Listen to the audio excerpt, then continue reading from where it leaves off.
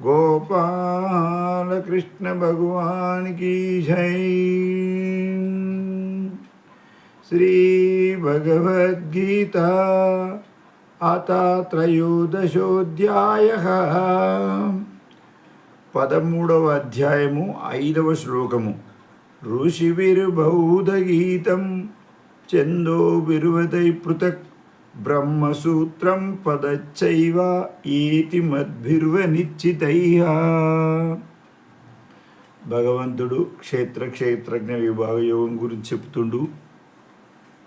ఇంతవరకు ఈ అధ్యాయంలో కూడా 4 శ్లోకాల గురించి మనం విన్నాము. నేను కూడా వీడియోలు చేసి చెప్పిన, ఇక్కడ కూడా అదే నడుస్తుంది. అయితే ఇంతవరకు ఏం చెప్పించండి? ఈ క్షేత్రజ్ఞుడు, ఈ శరీరం ఏంది, ఇల్లున్న జీవుడు ఎవరు, వీటి యొక్క అంటే వీటిని ఆవశ్యకతలు, వీటి యొక్క ప్రాముఖ్యతల గురించి ఇప్పుడు భగవంతుడు ఇంతవరకు చెప్తుండు.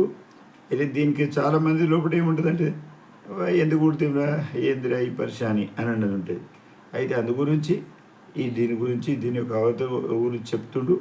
అక్కడ నేను కాదు, ఋషిభిరు బౌద్ధ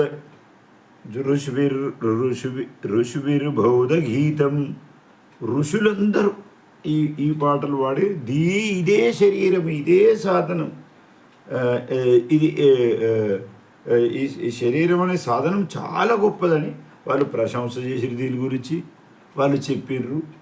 అయితే బ్రహ్మసూత్రాలు కూడా ఇదే చెప్పినాయి. అంటే వ్యాసుడు కూడా ఇదే ప్రతిపాదన చేసిన బ్రహ్మసూత్రాలు రాసిండు.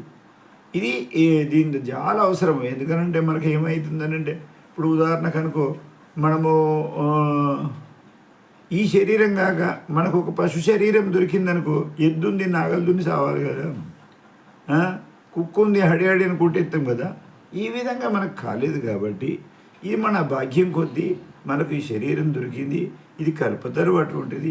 ఈ శరీరంతో మనం అజ్ఞానంతో ఏమైందంటే ఈ కష్ట సుఖాలు అనుభవిస్తున్నాం. కానీ దీనికి ఒక్క విషయం ఉంది, గమనించవలసింది ఏంటి అంటే, జీవుడు ఎప్పుడైతే మనసుతోటి కలిసిండో అతను కష్ట సుఖాలు అనుభవిస్తుండు.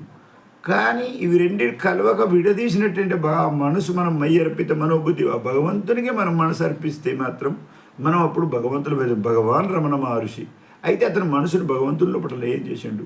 ఈ విధంగా మనం లయం చేస్తే సుఖాన్ని అనుభవిస్తాము అని ఈ అధ్యాయంలో మనకు ఇక్కడ ప్రతిపాదన. ఋషిభిరు బౌద్ధ గీతం ఛందోభిరుద బ్రహ్మసూత్రం పద చెవయేటి మద్భిర్వై నిశ్చితైః. ఇక ఈ విధంగా ఈ శ్లోకం యొక్క అర్థం ఉంది. హరి ఓం తత్సత్.